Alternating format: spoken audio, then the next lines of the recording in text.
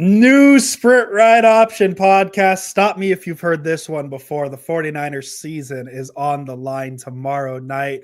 We'll talk everything 49ers Rams starting now.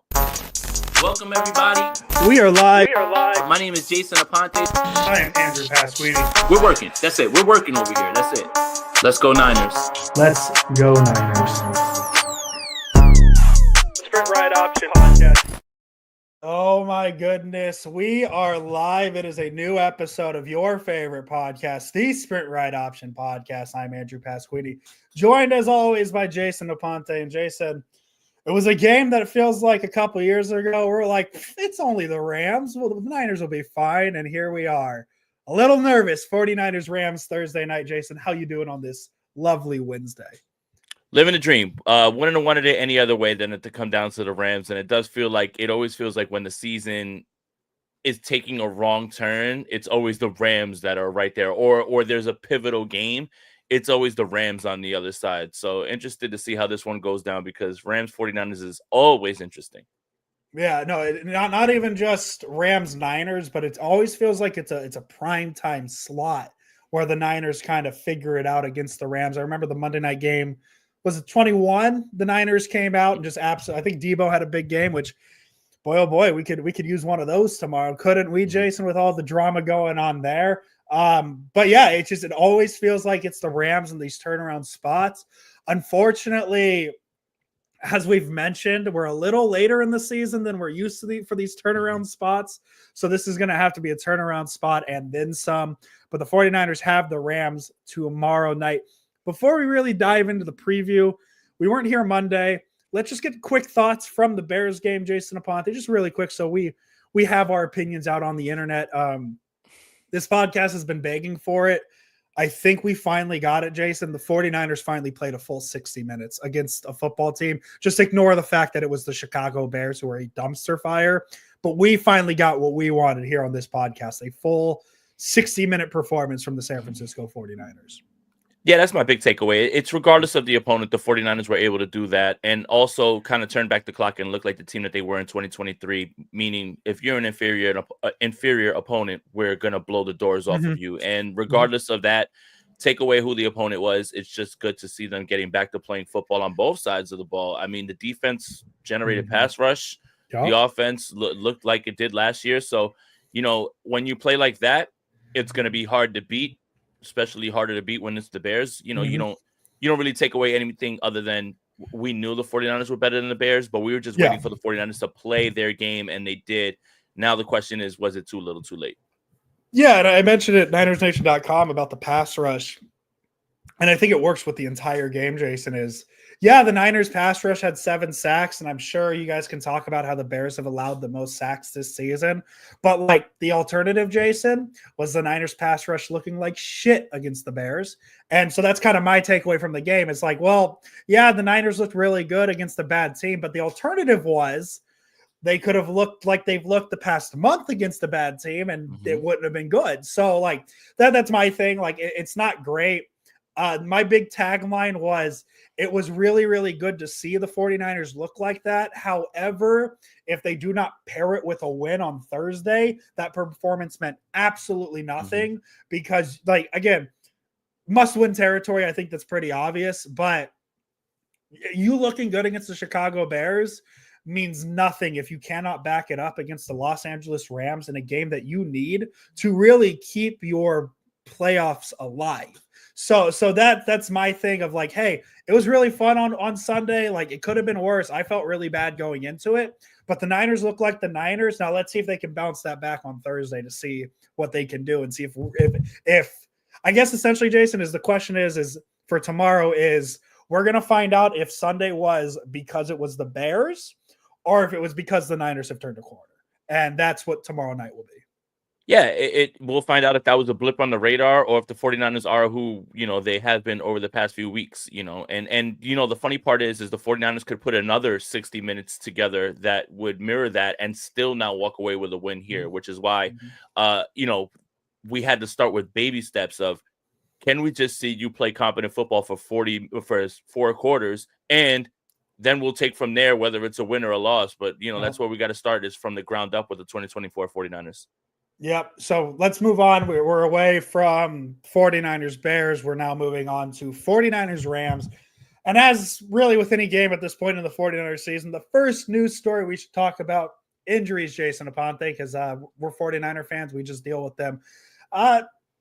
Some good, some bad in the injury report today. I would say more bad than good, but better than previous weeks. Malik Mustafa, he's going to be out with a chest shoulder injury. Trent Williams, he's going to be out with that ankle injury. And Ben Barch, he's out with an ankle injury as well. We're probably not going to see Ben Barch again this season, which is a bummer because looked pretty good against the Bills. Looked pretty good in his minimum snaps on Sunday against the Bears. Now we're back. I believe it's Burford who's going to step in at left guard. The more notable news, however, is Dre Greenlaw is questionable with the Achilles. I believe that if he does not play tomorrow, the Niners have to shut him down for the rest of the season because of the 3-week window they've opened. And Nick Bosa, questionable, limited in practice today. Don't know how close he is, but he was ruled out pretty quick last week. He was ruled out going into the game. So really him being questionable on a Wednesday for a Thursday night game might not change much, but him entering the game as questionable is I guess we'll say a positive development from what has been in previous weeks.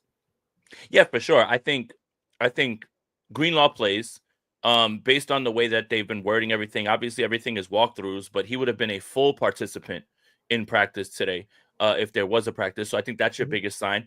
The fact that Nick Bosa is kind of ramped up too questionable from, like you said, being ruled out early on in the week. I think that kind of points to the fact that he's going to give it a go as well, too. Mm-hmm. Then you can't forget stud rookie running back and Sprint Right Option podcast favorite, Isaac Guerrero. And, this entire week, it felt like, nobody was going to be practicing regardless, obviously, because of the walkthroughs.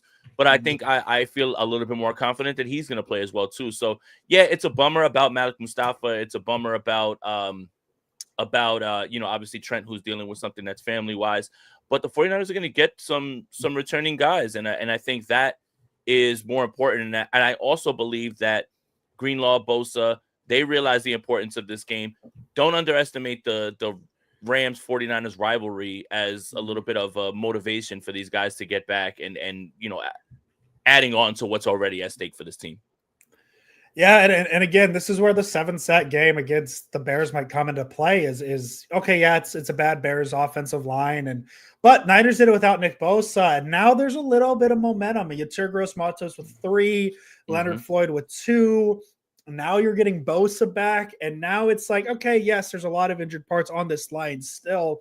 Javon Hargrave, Kevin Givens, all that stuff, but you're entering the very important stretch with your 3 main pass rushers that you had going into the season, at least on the edges. So there's a little bit of excitement in that, a lot of excitement, because this Niners defense, I don't know if you can tell, Jason, they kind of need Nick Bosa. It's I'm sure you've seen the numbers of what it's been without Bosa and with Bosa and all that stuff.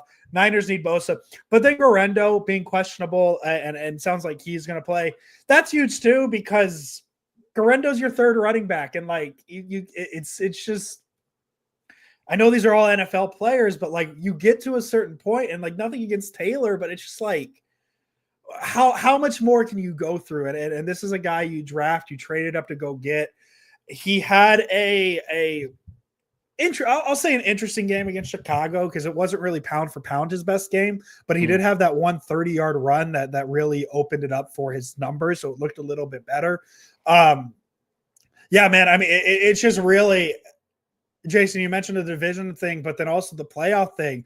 This is the ultimate all hands on deck, man. And if you think that you can play a football game tomorrow, you should be on that field. And that to me, that tells you how serious Trent Williams' injury is, right? Is because he's a guy that, like, if you think he can go, he's probably going to go, especially in a game like tomorrow night. So, like, if Trent's not playing, like, he's hurt. He's hurt. But if you're a Nick Bosa type man, where like you're this important to this team for a game this important, if you're like 50% sure you can go tomorrow, Nick Bosa, you're gonna go, and the Niners are gonna need every bit you can get.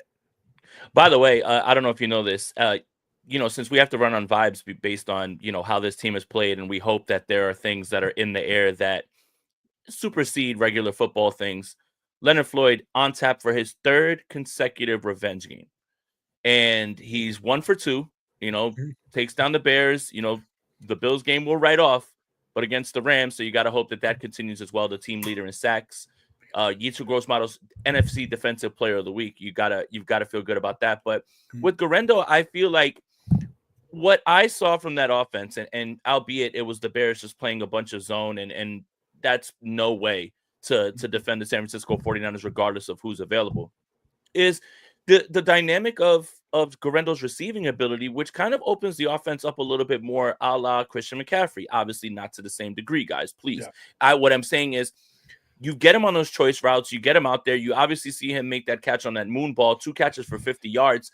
It gives Purdy another option. And I think it freed Kyle Shanahan as a play caller a little bit more to know that he had that in the arsenal. So I think that's a little bit something that we kind of just got enamored with Jordan Mason about running the football. And we just forget that Isaac Guerrero, regardless of the growing pains that he's going to have as a rusher, still gives you that dynamic ability out of the backfield. And now this is going to be interesting to see how they utilize them. I think it's a little bit overlooked how important that is to his game, and how important that availability of that option for the offense helps this offense and Brock Purdy. So yeah, Isaac Guerrero, I think, yes, you obviously want to run the football, and I think you want to get down, especially if it is going to be raining. Tomorrow, you definitely want to be able to run the football and limit the times that Brock has to drop back. But that little stuff of like option route, or get him on a linebacker in space. His receiving ability, because he's a former receiver, is something that the 49ers kind of have been missing with Christian McCaffrey, and they're getting a little bit of that back in Guerrero. Another injury that will affect tomorrow as well. Another, like running back, just very snake bitten by injury position for the 49ers this season, safety. I don't have the numbers in front of me, but I don't think we've gotten too many snaps of Malik Mustafa and Talanoa Hufanga, who I think after 14 games, Jason, I think if you had to pick any of the combination of safeties the 49ers have to offer, I think Hufanga and Mustafa are your 2 starters. I know there's been some shouts for maybe a Tashawn Gibson game tomorrow night, but it sounds like it's going to be Jair Brown, who has not been very good recently for the 49ers. I don't know if you know this, Jason. The Rams have a pretty good passing game. They have these 2 receivers, Puka Nacua, Cooper Kupp. Don't know if you've heard of them, Jason, including a quarterback who's pretty good, Matt Stafford. Is the drop from Malik Mustafa to Jair Brown something that you're going to be really focused on tomorrow against this Rams pass game? And how big of a drop-off do you think that is for the 49ers? So I think it's interesting. We as funny as it is, narratives change so quickly, and this is obviously a week-to-week league. It kind of just felt like Talanoa Hufanga was going to be the odd man out, and now he comes back, and all of a sudden the defense starts to play a little bit better. I do think that his leadership in terms of understanding everything, if you watch all 22, whatever it is, he's pointing out coverages, he's yelling about what, and he's good putting guys in good positions. When you couple the fact that Hufanga can be there to help Tig play a little bit more free, and you have someone that you feel a little bit better on in the back end with Hufanga and Bosa's return, I think it kind of sets up right now for Jair Brown to be at least a little bit more effective. Now, the one thing that Hufanga cannot help him clean up is angles, run fits, breaking missed tackles, those things. That's what you really get concerned with. But I have less and less hesitation about it. And by the way, yeah, Tig just hasn't been good this year. Unfortunately. And I want him to be as good as anybody. But I do think that Hufanga being there will help him out so much. And you know what? And if the 49ers feel like, he's become a liability, then I would foresee a short leash for Tashawn Gibson, who I would imagine would be called up from the practice squad easily. Yep. So there's the injuries for tomorrow. As we mentioned, Jason, we're 49er fans. It's always a heavy injury report. Let me get my really dumb question out of the way, because this is the question I've had on my brain, and Jason, you're the perfect person I could ask for it. And this isn't really my question. This is just a dumb football way to look at it. Jason Aponte, 10 days ago, I watched the Buffalo Bills dominate the San Francisco 49ers to the tune of a 25-point victory, 35-10. That was 10 days ago. 3 days ago, I watched that same Buffalo Bills team get outgunned by the Los Angeles Rams 44-42. Don't know if you know this, Jason. The 49ers play the same Rams team tomorrow. So, common opponent recently, the Niners losing by 25, the Rams winning by 2. And instead of the negative, tell me why it matters. Tell me why that does not matter, Jason Aponte, because of I don't think it does, but tell me why it doesn't. Well, it's not that it doesn't matter, and divisional games are always going to be close. So I don't suspect any sort of game like that, even though that game was close as well too. But the Bills struggled mightily on third down. When you give up 70% on third down, you're not going to beat anybody. I don't care how many times Josh Allen back-to-back weeks has done things at the quarterback position nobody in the history of the game has done.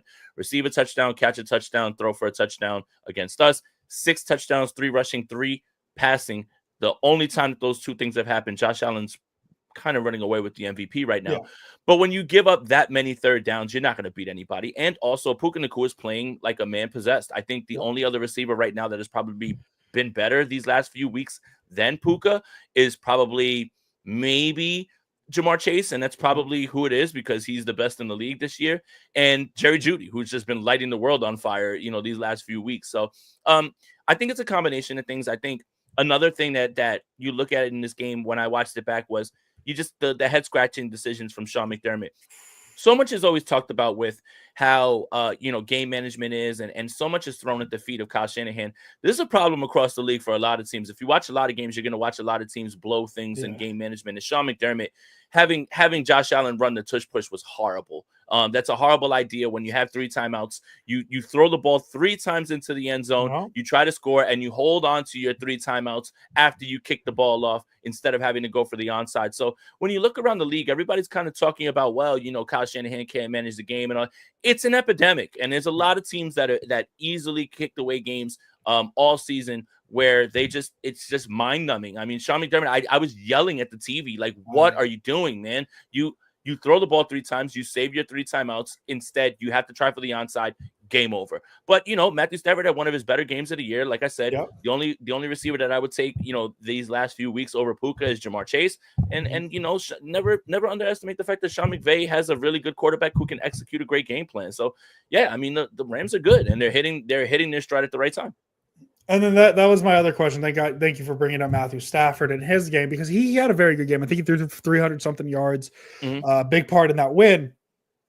The last time the 49ers played the Rams back in week 3, Matt Stafford threw for 211 yards in the Rams winning effort. But you need to remember that the Rams did not have Cooper Kupp or Puka Nacua for that week 3 game. Since the Niners game in week 3, Matthew Stafford has thrown for 211 yards or fewer twice. One of them was against the Raiders. That was also without Puka Nacua and Cooper Kupp. But he also hasn't thrown for 300 yards outside of last week. So it's not like with Puka Nacua and Cooper Kupp, Matthew Stafford is putting up, light year numbers. He's still about the same. It's just this Niners defense going against Puka Nacua and Cooper Kupp. Despite how good the Niners secondary has been, I mean, it's been not great, but it's been good in spots. Deommodore Lenoir, the emergence of Renardo Green. Renardo Green had 5 defensive snaps the last time these 2 teams played. He's going to have much more than that tomorrow night.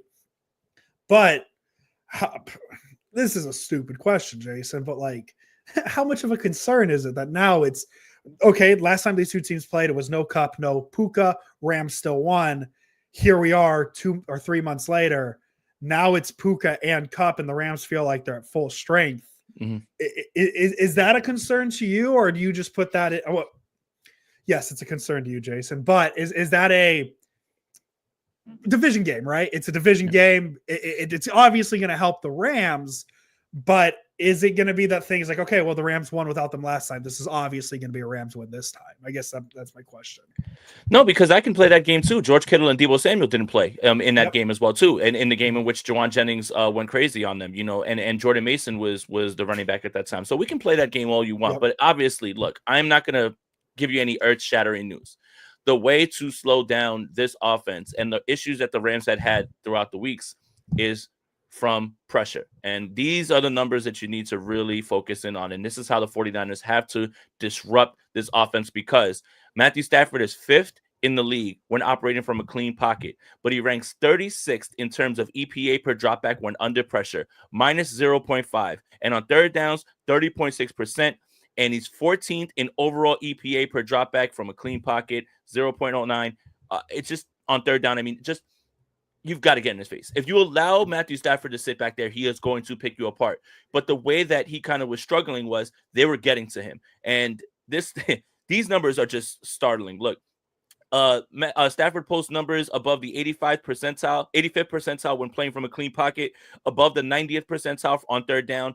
I mean, 0.02 EPA per dropback when pressured, but it was not the same 70% third down. Like, he was being pressured by the Bills and he still was playing well. But the way to slow all this down, regardless of the receivers, is you have to get into his face. You have to disrupt that timing. You can't allow him to sit back there. And it's been all season. We have a long sample size of the way that to slow down the Rams, and it's been from muddy pockets. I mean, if you look at it, this is just a long list, but just going down sacks for the Rams each game. Stafford was sacked twice in week 1. They lost to the Lions. Sacked 5 times against the Cardinals. They lost to the Cardinals. Sacked 3. Niners got to him 3 times, but they win that game. 3 times to the Bears, a loss. 3 times to the Packers, a loss. And then it's you look at the Raiders. Raiders 1 sack. The Vikings 0 sacks. The Seahawks 0 sacks. Guess what, Jason? The Rams won all 3 of those games where Stafford was not sacked. You go to the Dolphins. He gets sacked 4 times. They lose that game. Dolphins or the Patriots. He gets sacked 0 times. They win that game. So, yeah, it's getting to Stafford, sacked 5 times against the Eagles. They lose. He gets sacked 0 times last week. None times isn't a good sentence. 0 times last week. They beat the Bills. So, yeah, I mean, that's huge too. And, again, that comes back to the momentum of Nick Bosa coming back and or ideally of Nick Bosa coming back, and then the momentum of 7 sacks in the previous game. And I don't like the Thursday night thing. I don't like the 4-day breaks, but if there's any positive about a 4-day break is it's a 4-day break from your defensive line absolutely shoving it against, or your defensive line shoving it against the Bears. So maybe a little bit of that momentum carries into Thursday against the Rams. Yeah, and I kind of like the short rest because it doesn't allow the 49ers to get complacent. Like, you've got to get back out there and you can keep the good vibes going. It's almost like you're a baseball player and you know, this is going to be right up your alley. When you're hitting well, you can't wait for tomorrow. And you hate the fact that you have to sit there and wait. And I think that's kind of where we are, where, hey, if you're playing well, you want to get out there. If you're hitting, you can't wait for your next at bat. And I think that should be the mindset of stacking performances. And you don't get a lot of time. You get to go home, you know, just get ready, and you got to get back, and you know it's a must-win game. So it feels like akin to like a hitter finding his swing and then getting back to the ballpark. It's almost like you want to live in the clubhouse and just get ready for the game. Part of a 42 game that gets buried when your team wins is the Rams defense gave up 42 points against Josh Allen. A couple weeks ago, they gave up 37 to the Philadelphia Eagles. You know, they haven't given up a ton of high scoring totals, a lot in the 20s, 30s, or a lot mid 20s. But Niners offense looked pretty good against maybe a bad Bears defense on Sunday. You know, 38 points, highest scoring output. How much faith do you have in this Niners offense after what you saw? And I know Niner fans have really been complaining about it, Jason, but is it now more obvious than ever that the offense needs to revolve around George Kittle and Jawan Jennings? Because I know the Debo thing exists and community notes and all that stuff, but the Niners offense looked really, really different on Sunday. And again, you can point out that it was the Bears and a team that maybe quit, but the other side of it was the best the offense has looked all season, and it almost exclusively ran through Jawan Jennings and George Kittle. So are those the two guys that the offense are going to have to lean on, or do you think there's any truth to the thought of, hey, Debo complained about his touches, he tends to torch the Rams? You think it's I guess I'm asking Jason, is it a Debo or is it a Kittle game tomorrow? I think it's both of them. I think Debo's going to have a really good game on Thursday, Okay. and I think that's going to be really funny because it would be so Debo right now because of the way he's been playing and all the stuff around it. And then you think about against the Rams, he's notoriously killed them. I think this is a perfect bounce back spot, but it is George Kittle, and it has to stick with that. I mean, the 49ers have the 11th overall offense. Somehow that seems far-fetched, and right now the 49ers are the second best yards per play offense in the league. What I want to say is this. What I've noticed the last 3 weeks, and this is something that has obviously been a constant, the 49ers red zone offense, 22nd in the league, 70% the last 3 weeks. And that's aided by 5 out of 6, right? And I think, again, when you're able to get there, it's not a matter of whether the 49ers can get to the red zone. It's them executing. If you're able to turn those field goals into touchdowns, now you're talking. But I think I don't think it's going to be anyone's game, any one person's game. But I do foresee the Deebo Samuel kind of just going out there and doing the funniest thing possible and having a really good game on Thursday night in a must-win situation after all the things that have transpired the last few weeks, coupled with the tweet. Yeah, I think extended from the bye, Jason, you mentioned the red zone stats. Since the bye, 9 for 15 in the red zone. I think that's roughly the number I got. I don't know how accurate that is. 9 of 15 sounds about right. And you might say, yeah, well, like, it's what's expected. And of course, the 5 of 6 against the Bears. Again, Jason, stop me if you've heard it before, could fall into the category of the Bears just aren't good. But again, like, this was a bottom 3 red zone offensive unit before the Niners bye week. And since then, they're 9 of 15. And again, it's these small sign, like, it hasn't been good because, of course, the Niners are 2-3 since the bye week. It hasn't been good, but there's small little signs of encouragement where it's like, okay, maybe the Niners are getting on the right track. And again, it comes down to I think they've waited entirely too long to start getting on the right track. But there's just little instances, in the red zone being one of them. They do face a top 10 defense in the red zone, 50% touchdown red zone percentage for the Rams. So again, that's another thing of there's some momentum going. Ideally, that momentum carries because you're going to need points on Thursday. I was going to say on Sunday, but you're going to need points tomorrow. You're going to need points to win this game, obviously. The Rams just showed you that they could put up 44. You just put up 38, though. So, like, you have it in you still. So, yeah, all the little things, man. Kittle, Debo, red zones, Garendo, I feel like he's going to have a pretty big game tomorrow. I know a lot of people want to pass a lot, but, like, key part of that pass is Garendo. Like I mentioned, he had a kind of okay game against the Bears, but that 30-yard run opens things up once you get runs like that. So, like, Garendo, like, everything. Again, guys, this isn't a the wins are important, but, like, the Niners are at a point where every game from here on out has to be perfect. And they played a near perfect game on Sunday. And thankfully a near perfect game gets the job done against a team like the Chicago Bears, because, hey, be honest, Jason, there was a little instance in that third quarter of like, oh shit, here we go again. And then Caleb Williams fumbled that ball and it went away. But there was that little instance of like, oh, okay. So like, this needs to be a perfect game again.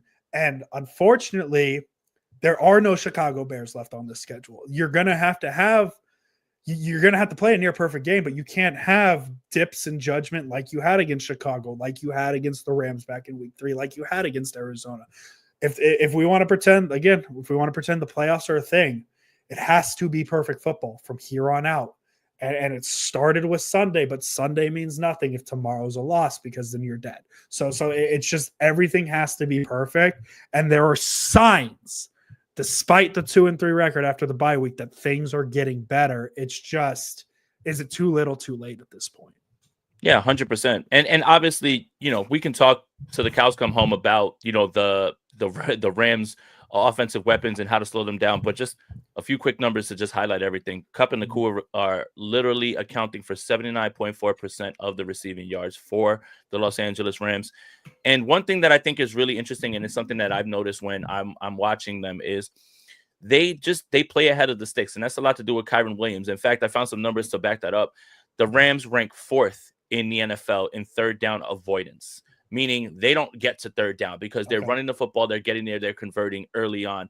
That's the stuff that can't happen. You can't allow this offense to get rolling, and Kyren Williams is the engine that kind of is behind that. So, look, again, it's going to come down to styles make fights. Again, these two teams know each other very well. It doesn't necessarily mean that there's going to be a high scoring affair, but it's definitely going to be a close affair, especially when you give the Rams the 49ers that weather as well too. Maybe it makes things muddy, but it's all going to come down to who makes plays. If Stafford throws you one, you can't drop it. You've got to turn the football over. If Stafford gives you a chance to make a play on an interception, you've got to make it. You've got to be able to slow them down on third down. You have to do all those things. It sounds elementary, but when you look at the numbers and it bears it out, this is how you beat the Los Angeles Rams. And there's a blueprint from other people who have done it across the season. So yeah, look, they just got to make plays. And especially in the secondary, like if that ball goes up in the air, it can't fall to the ground. It's got to end up in somebody's hands. And you've got to be able to turn those into touchdowns, no field goals, just execute a little bit better. Throw the ball to George Kittle for God's sakes over and over. I mean,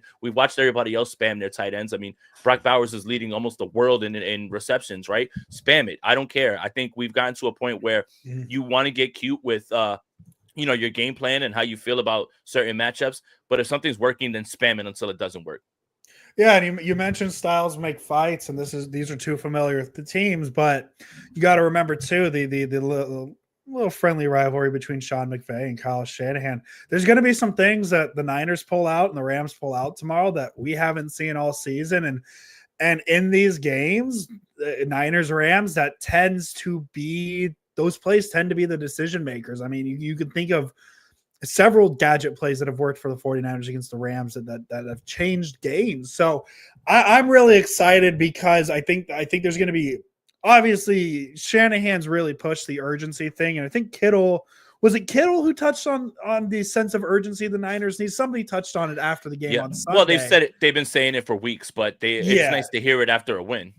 Yeah, that's fair. So like that sense of urgency combined with the McVay Shanahan, I think Shanahan's going to be in his bag tomorrow, and I don't know if that's, I don't know. It depends how you feel about the Niners right now. If you're like me, who's optimistic about everything, like Shanahan being in his bag is a very good thing.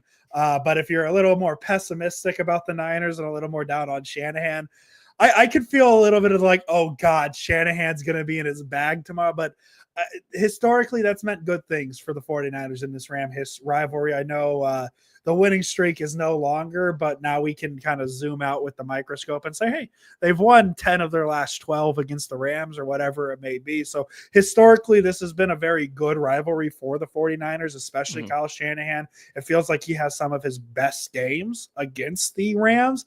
And him, I mean, he must have had a good game on Sunday, Jason, because I didn't see a lot of people complaining about his coaching decision. I mean, shit. Then again, there was that the challenge that he had after the quick replay was like, nope, that's the right call, buddy, and he still tried to challenge it.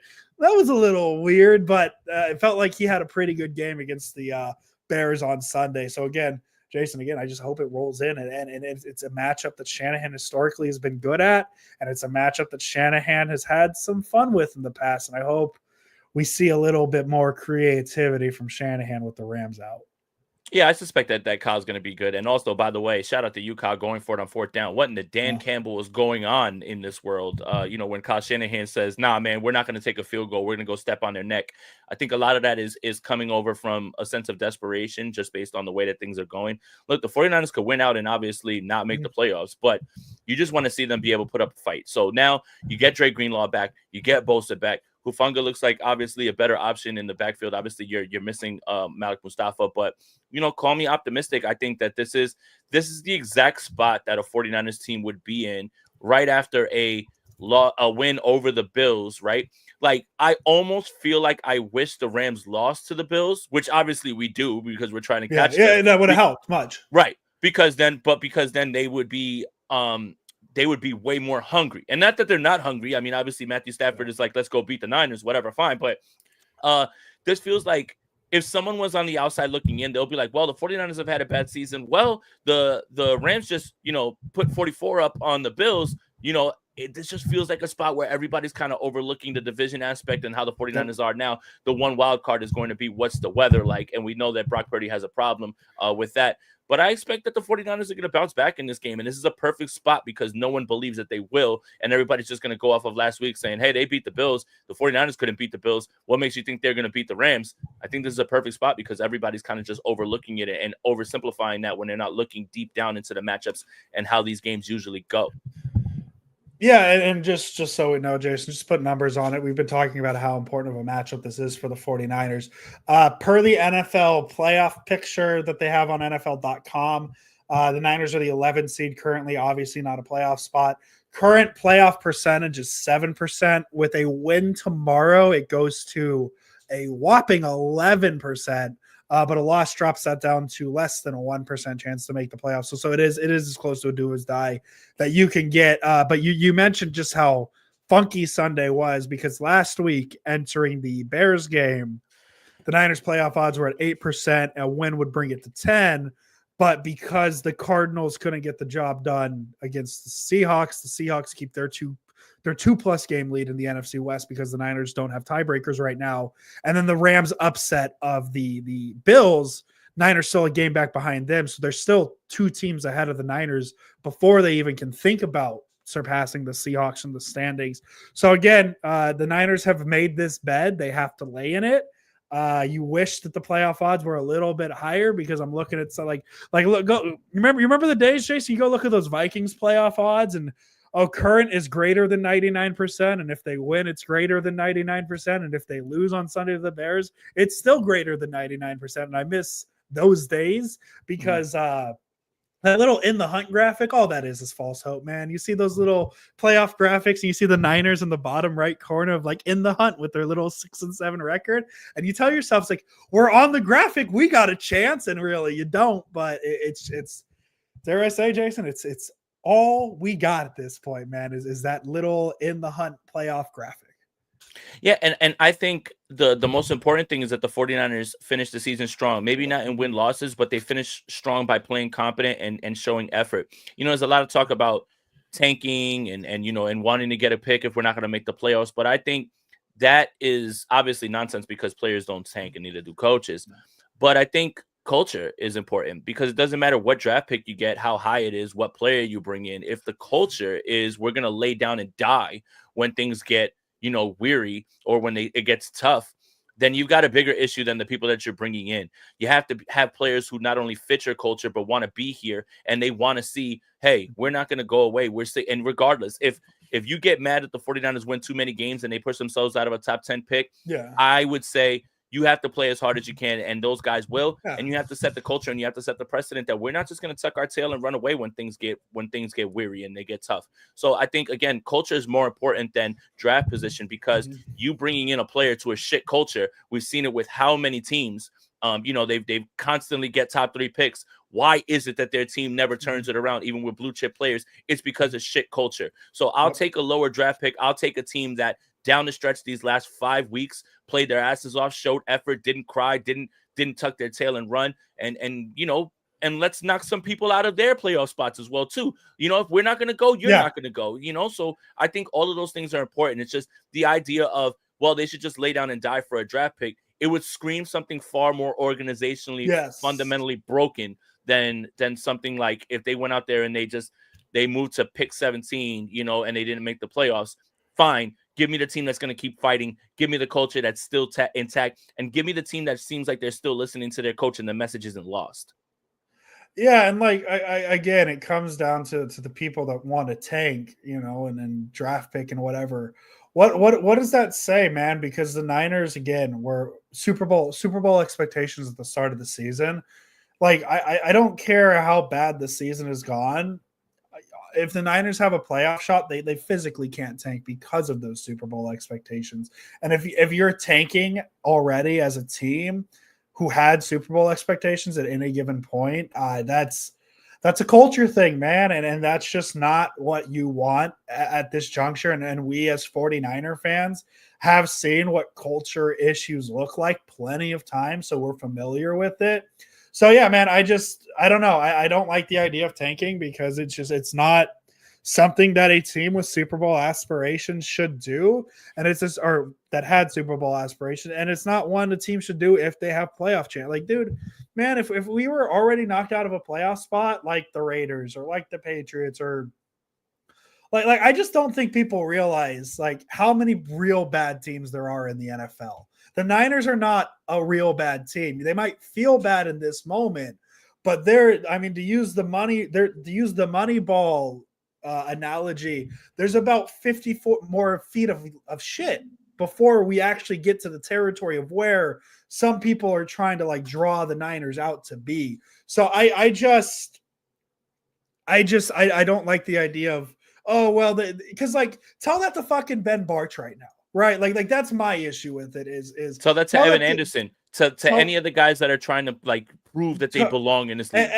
Tell Ben Barch, who did not play a game the entire season, gets one game, and everybody's talking about how he could be a piece for 2025, and now his season's over, and he doesn't get that chance to continue it. And yeah, man, the people who like Jason, we talked about the thing of like being a game out of a top 10 pick and a playoff spot, and that was tongue in cheek. We were never once like, hey, like go for that top 10 pick.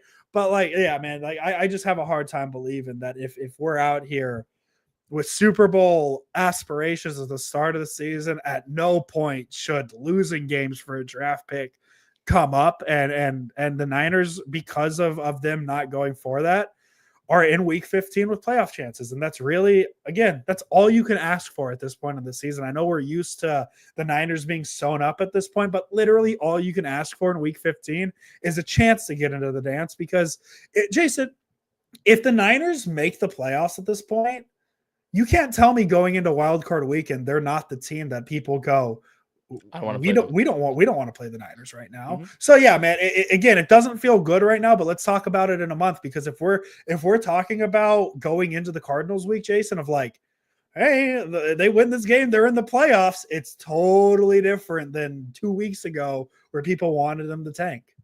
Let's take it a step further. If you have concerns about whether the message is getting stale or Kyle Shanahan's lost the locker room, wouldn't you say that them tucking their tail and running and getting their ass kicked the last few weeks of the season would make you even more concerned? Or would you be more encouraged if this team went out there and they whipped ass, or they went and they played like starving men and they showed you effort? That means that there's still the message isn't stale, and that isn't something that, this can just be chalked up to a poor season in terms of circumstance and execution and things like that. But the effort, that's the thing you can control. Don't you want to see them go out there and play? Because if you're concerned, or if you're concerned about Kyle Shanahan, having a grip on his team, if you're concerned about the losing the locker room or the message being stale, there's no bigger sign of that being stale than a team just absolutely dying off, right? And I think that's something that if you're talking about moving forward, and if you're talking about attracting other players to come here, whether it's via free agency or the rookies that you're trying to impress and let them know this is what we're building,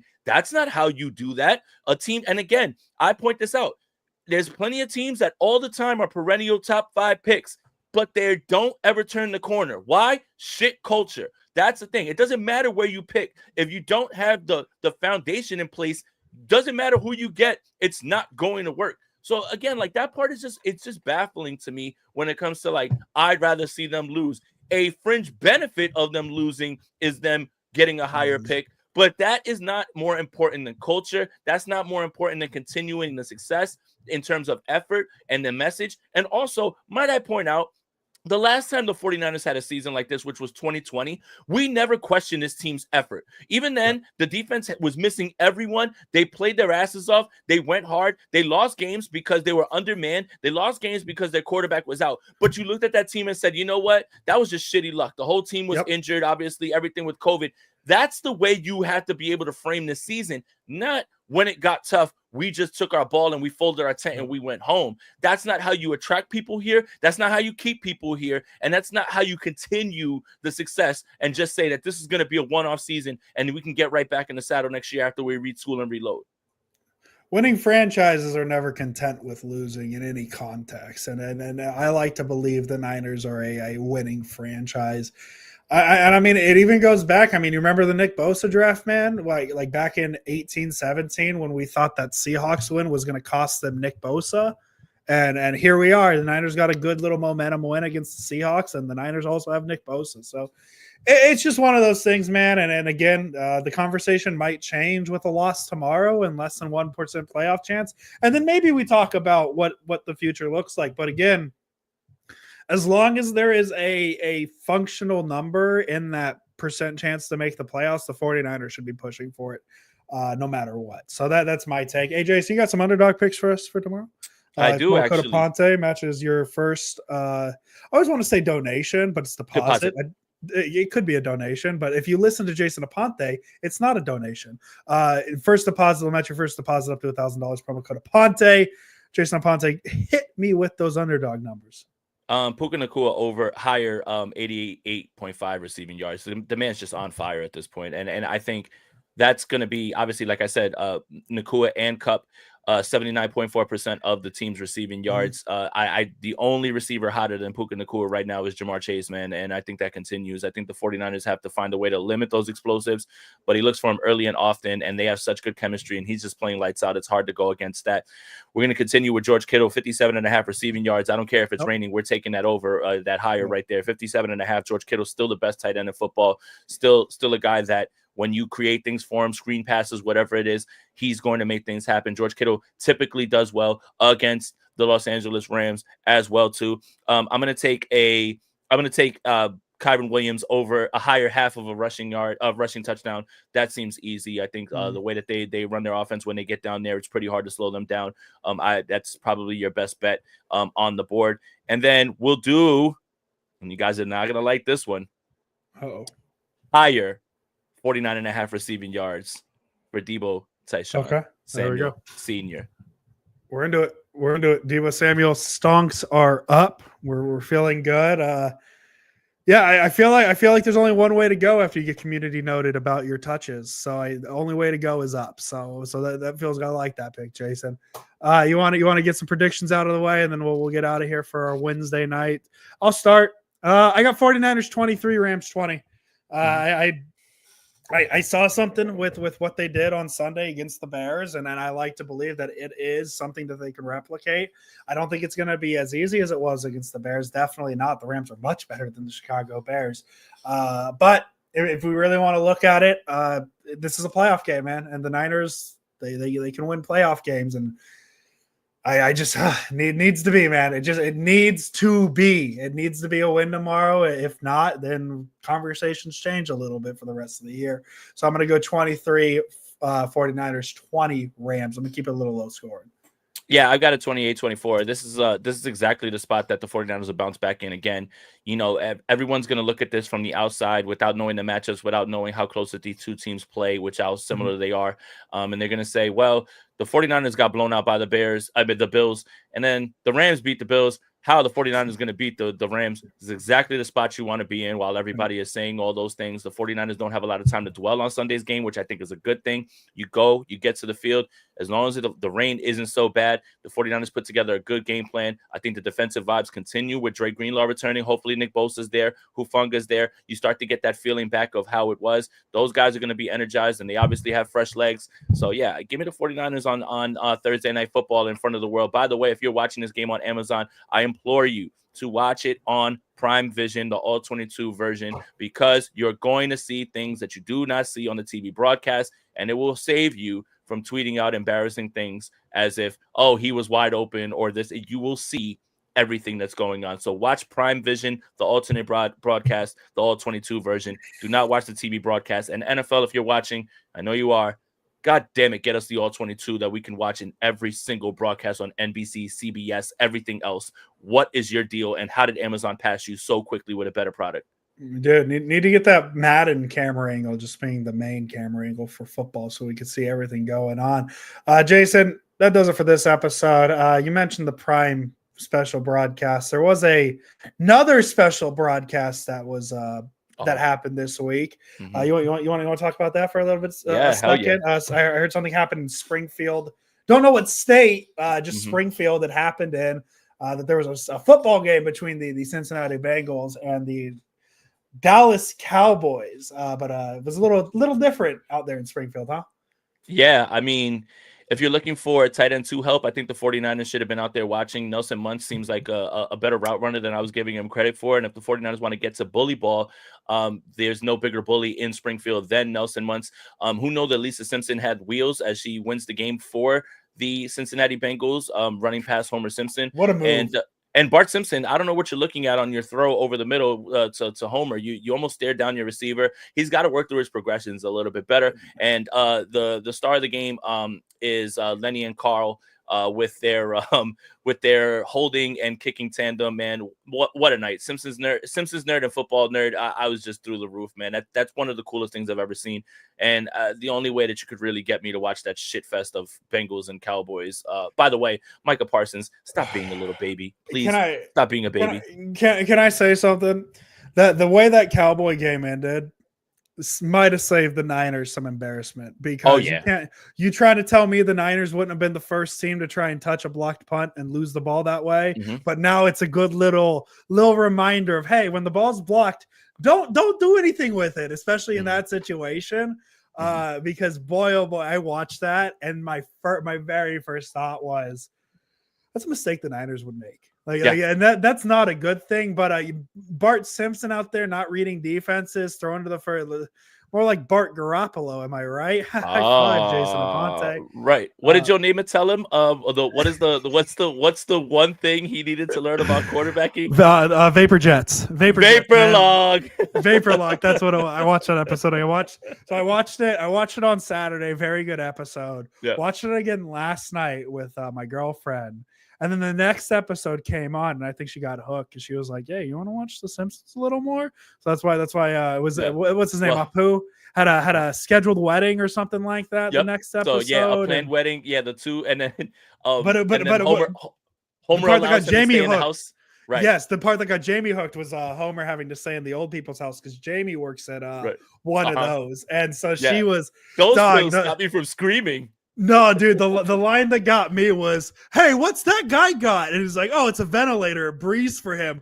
How come I don't have one of those?" He's like, here I am using my own lungs like a sucker. No, my favorite one is when he's laying there and Apu comes in. He's like, "Oh crap, I forgot," and he has to explain it to Marge, and then he allows Apu to come in, and then he goes, "All right, He goes, "All right, Apu, you better go clean that garage before Marge kills you," or whatever. And he just leaves. It's just, and then Apu says, and one of my favorite lines in that episode, is it me, or does everything sound like a twisted bunch of lies that you come up with? He goes, "It's you."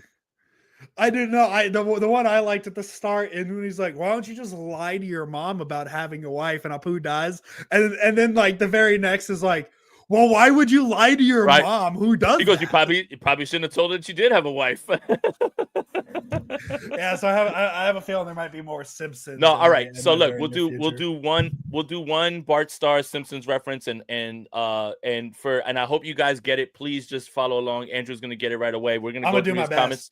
We're gonna go through these comments real quick. So Daniel Garcia, your cut. Gojira Von Jinx, your cut. Let's see. Mike Gertis, I like your hustle. That's why it's so hard to cut you. The rest of you guys made the team, except Jamaro, Axel, and the end of the episode where he just cuts all the writers and everything. No, not even that. It's when like Bart's like, "Hey, Dad, I'll help. I'll go in," and he Bart's allows him to get arrested. Like, oh my god. Just simple comedy, man. Simple comedy gets the job done, man. Dude, that episode is incredible, man. So if you guys don't know, when Homer takes over, he just cuts everybody. So like, and then he's like, "The rest of you made the team," and they're all like, they breathe a sigh of relief, and he's like, "Except you, and you." And then they go, "Now hit the showers," and he goes, "Oh, Rod, you don't have to. You're cut." Like he's just cutting everyone. What is it? Slander. Yeah, that's 49ers fans with Shanahan. What is it? Yeah, well, he's wearing that hat like a jerk. No, the best thing is when he grabs the clipboard and he goes, "Now for the easiest part of a coach's job, the cuts. Now, while I wasn't able to cut as many as you as I wanted, I have cut a lot of you." It's just, that episode is excellent. And then when Flanders finally, he goes, "Do you have a problem with the way that I'm coaching?" And Homer goes, "Yeah, well, it's like I said, anyone with half a brain could do better than you." He's like, "Half a brain, huh?" He's like, "Well, it sounds like you just volunteered." And he's like, "Me, but you were doing such a great job." I like the they're just words, Ned. They can't hurt. And the beer can is just projecting into. Oh my! It's yeah, like dude, 3/4 full too. Like it was just an accurate throw from as far as and then you've mentioned it already, but Joe Namath just randomly shows like, Yeah. "Hey, remember, kid." There's only one thing. He goes, I'm Joe Namath. There's only one thing you need to know. I'm Joe Namath. Hey, Joe, I found it. It was Vapor Log. Vapor Log. I'm screwed.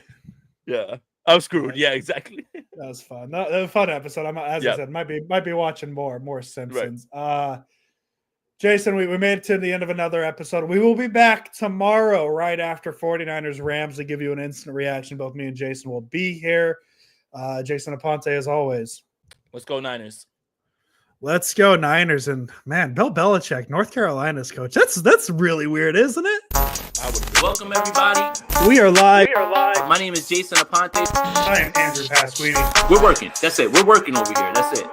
Let's go Niners. Let's go Niners.